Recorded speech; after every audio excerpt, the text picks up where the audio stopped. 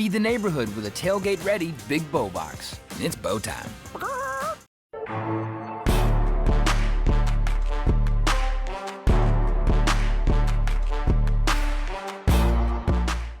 Hello and welcome to another episode of Extra Points. This is Colby, Reece, and joining me as always are the sports editors of The Breeze, Kaiden and Jackson Hephner. And despite everything game day related, including the set being built behind us, there is still a football game to be played this weekend at Bridgeport Stadium, and it's a big one too. JMU looking to get their 11th win. Coming off that big win over UConn last week, what did y'all see out of the Dukes to get the win over the Huskies? They needed that win. It was their best game yet, most complete game they've had. Jordan McLeod, another 4-touchdown game. Just Sunbelt Offensive Player of the Week again this week, 2 times in a row. So they needed that, and I think that brought a lot of momentum, especially heading into this week when there are a lot of distractions with College Game Day being here. So it was great. I think that game just kind of proved why JMU deserves to be where they are. You know, that looked like, the number 18 team in the country, that looked like a team that deserves to go to a bowl, deserves a shot in the conference championship. It was a dominant offensive performance. It was a very strong defensive performance. And yeah, just overall, just an incredible game for the Dukes. And, it's part of the reason why we have the game day set right behind us today. And this is a huge matchup, obviously. JMU last season coming back from a 28-3 deficit on the road to beat App State, which was a historic win for JMU and obviously sort of created a rivalry between the two teams. And now App State coming to JMU, obviously game days here, but a game to be played as we talked about. Looking at the offense, like you mentioned, Jordan McLeod has just balled out the past few games. The receivers are continuing to, make plays. So what does the offense need to do this week against the Mountaineers? Reggie Brown and Elijah Surratt need to continue to be that just dangerous wide receiver duo for Jordan McLeod.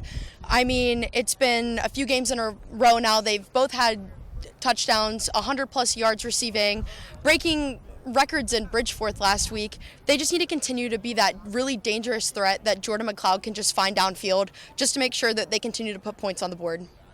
I think what JMU needs to do is they need to start fast, they need to start right out the gate, and they need to keep going through all 4 quarters. Signetti said, on Monday in the coaches' call, they've yet to play a 4 quarters of football. We know from last year that, App State took that 28-3 lead in the first half, so they can't let history repeat themselves. They need to find the end zone quickly, and they need to keep adding points onto the board throughout the game. Yeah, and there's no doubt App State will be also amped up for this game as much as JMU will be. Looking at the defense, they still played pretty well without Jalen Green. They're still progressing as we go on. Passing defense has continued to improve throughout the season. This week, taking on App State, what does the defense need to really focus on to be able to stop the Mountaineers? Especially with an offense that's been able to put up 20-plus points multiple games this season, just that continuous pass defense that they're able to just kind of lock down App State's offense is going to be key this week. They just need to continue to play at the expectation they have been, obviously still without Jalen Green, but that next up mentality I think is just going to continue to be key for the Dukes. There's some games this year where JMU has a strong run defense and has a great pass defense. There are other games where it's reversed. They need to find the balance. The defensive line, it's thinning out, especially without Jalen Green. You're kind of seeing that they're needing to rely on some younger guys. But, they need to stay the course. They need to continue to dominate the way they have. And the pass defense, the linebackers, the safeties, they need to continue to step up and continue this trajectory of improvement that we've seen all season long. And looking at App State, they're arguably playing their best football this season, 3 in a row now, some big Sun Belt wins, and they'll look to continue that momentum. What do y'all see out of this App State team? They're hungry. I mean, they're also coming into a very hostile Bridgeport this week and a very hostile Harrisonburg with a chip on their shoulder. They're mad about this game. And Sean Clark said that, this is a really dangerous JMU team, but they're coming in this week ready to play. So we've seen, like you said, they're on a 3-game Sun Belt win streak, and they're able to put points on the board. So I think they're ready to come in and play.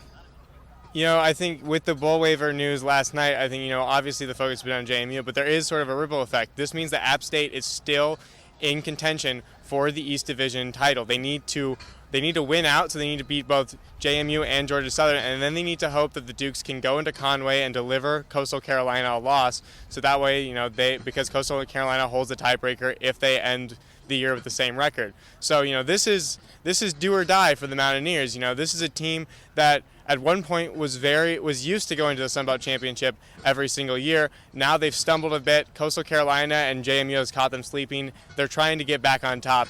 No pun intended, of course. And it has to start on Saturday. So expect a team that is going to be ready to deliver a knockout punch to the Dukes, and you cannot underestimate this App State team. No doubt, a lot to play for on Saturday. So, what are y'all's predictions? I think it'll be pretty on par with what we've seen the rest of the season so far. One score game. I think it will be a JMU 35, App State 30. I'm thinking the same thing as Kaiden. Longtime viewers of Game Day know commonly about the Game Day curse, kind of this idea that teams that host Game Day, they're a little bit more distracted. They have a little bit kind of going on, and sometimes their opponent can catch them sleeping. It almost happened to App State last year when they hosted Game Day. They know what that feels like, so I think they're going to go in and they're really going to look to catch the Duke sleeping and ruin their undefeated season, but I don't think they're going to succeed. I'm predicting 35-31 JMU. Yeah, and I think that, like we talked about, App State's going to be just as hungry, but JMU, they just have done such a great job this season blocking out the noise, and Signetti and the coaches, just every game, there's always noise. There's been noise all season about the bowl games. There's obviously noise about Game Day being here, and I just think that they are really focused and determined to kind of show that on the field this week. I do think it'll be a close game, and this is a game that if JMU doesn't play their best, they will drop, but I'm going to go with a 31-27 JMU win. Well, it should be a fun one here on Saturday with Game Day. Kickoff is at 2 p.m. for the actual game, and we'll have all the live coverage from Bridgeforth Stadium, and we will see you so soon.